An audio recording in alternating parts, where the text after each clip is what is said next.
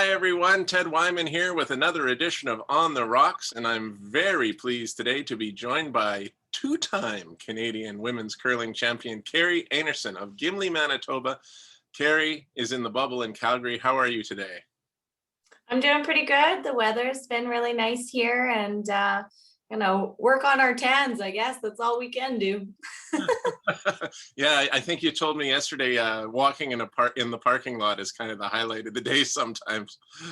Yeah, that's how I get in my steps, or I go down to the gym, but been basically just going for walks outside with the team. Well, Kerri, of course, is the skip of Team Canada, and they'll be competing in the World Women's Curling Championship in the Calgary bubble starting Friday, we think. Kerri, some announcements just now from the World Curling Federation that the event is going forward, at least with practices on Thursday. I guess there's still some question about one team that had some positive COVID-19 tests as to how the schedule will work starting on Friday. But what's your thoughts on it right now? Good news that you're going to be moving forward at least, right? Yeah, it's great news to hear that we're moving forward. The only concern I have is that I hope that they're all doing well. Definitely, it's not something you want to get when you come over here after a long trip, that's for sure. So I just hope that they're feeling okay, those affected players. Yeah, and for you, obviously, that's the number one priority is the health and safety of everybody. You've said that all along. And of course, that goes back to last year as well, when you were supposed to compete in the World Women's Championship in Prince George. But of course, that didn't end up working out because of COVID-19 then. It's been a long time coming. Here you are now on the verge of doing it again, or for the first time. How are you feeling about it?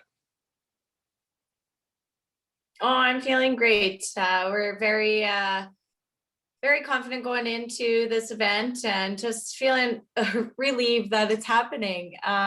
Just after that disappointment last year, and even just going into the Scotties this year, knowing that potentially we wouldn't be playing in another world championship. So to finally be able to represent Canada and wear that maple leaf with pride is such an honor, and we're very excited for it. For you, it's been a long time coming. You've been at this since you were a junior player. You've been trying to get to this level. It really started to come together in the last few years when you put this team together of four skips. And you told me before that you weren't even sure it was going to work at first. It sure seems to have worked pretty well, hasn't it? It definitely has. Of course, when you put a new team together, you never know, right? But I know all four of us had the same goal, and we wanted to work hard, and that's what the girls did. They really embraced their positions and really owned them. So it wasn't easy by any means. It took a lot of hard work on ice and off ice, and a lot of training for those girls to get into the shape they are in. It's amazing what they have done transforming into these positions. So definitely we just worked really hard, and that's a big key to our success.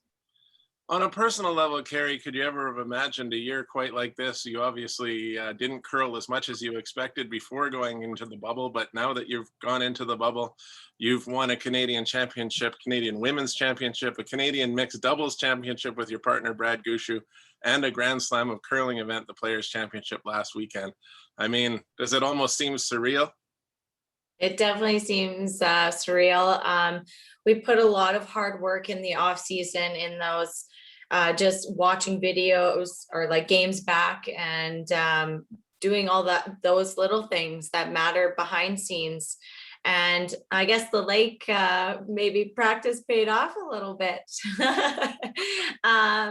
But we definitely got in a few practices earlier before everything shut down, which that was really nice, and got to know Heather a little bit more. Of course, you were referring to practicing on frozen Lake Winnipeg during the winter when all of the curling clubs were closed and you really didn't have that opportunity. And I know you said it wasn't really accurate practice because of the ice surface, but some motions and things like that, getting yourself prepared for what was coming ahead. Yeah, I missed it so much. And when my parents' neighbor did a little sheet for me, um, it was pretty special. And that's something I would have never ever thought of doing. And when I stepped out there and I just slid out for the first time, my mom's like, wow, it just your smile from ear to ear, or like it was just awesome. Just to even just get those reps in the sliding, and like it's different with not being able to throw, and my hip felt really good, and then just because it wasn't into my curling, getting into my curling slide and getting used to that. So that took some time, and just to be able to do that was pretty special. You've obviously spent an awful lot of time in the curling bubble. I kind of detailed all the things that you've already played in.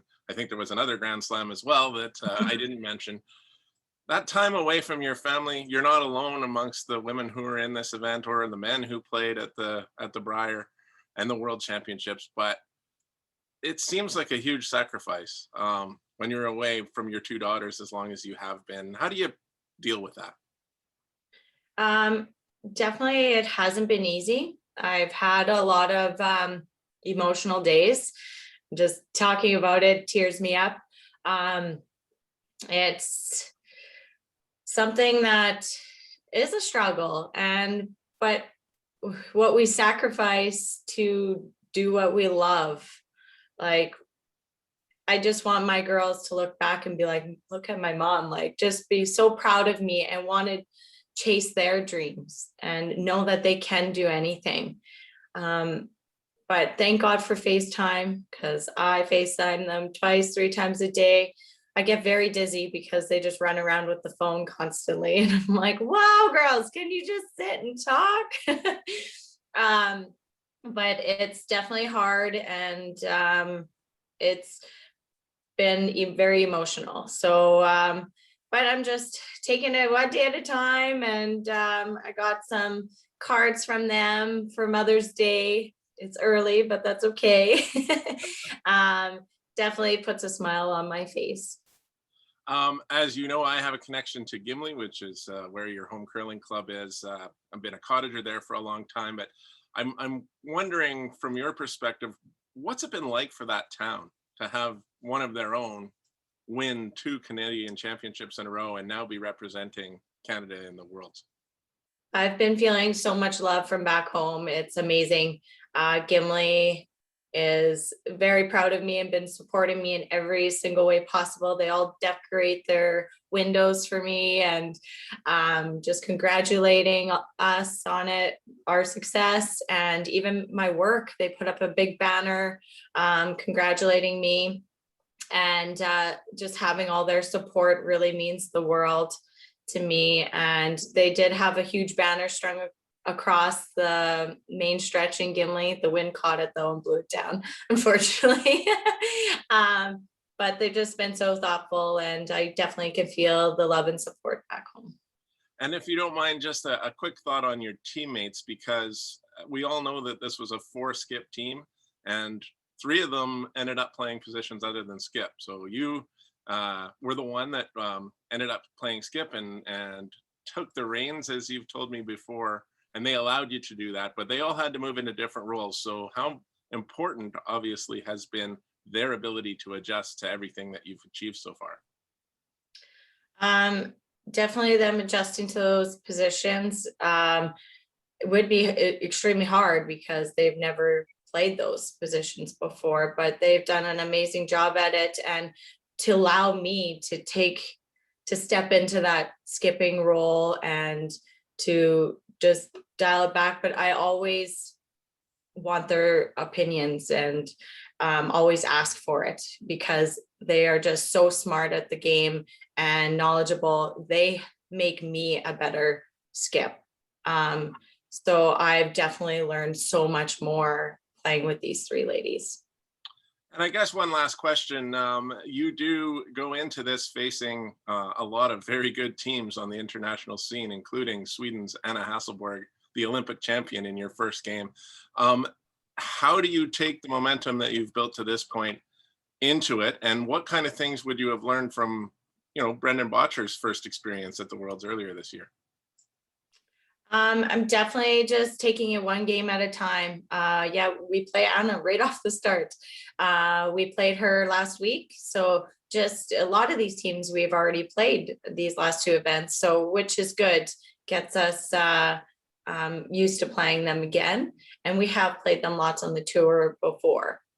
But we definitely have some confidence going into it, but we're not gonna put so much pressure on ourselves, and definitely staying off social media will be one of our things.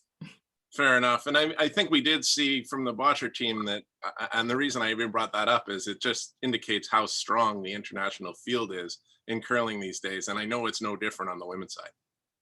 Oh, it's so strong. We know we have to play our best every single game, and we can't take anyone lightly. All right. Well, Kerri, I really appreciate your taking time to speak with me today from the bubble in Calgary. All the best with the World Women's Curling Championship. I think you've waited long enough for this opportunity. I'm sure it's going to be a meaningful moment for you in your curling career just to take part. Thank you so much, Ted. And I just wanted to send all my love to Gimli, because Gimli's getting pretty hit hard with COVID right now. So definitely want to send my love back home, and that I am thinking of everyone. All right. Thank you very much. For Kerri Einarson, I'm Ted Wyman. You've been watching On the Rocks.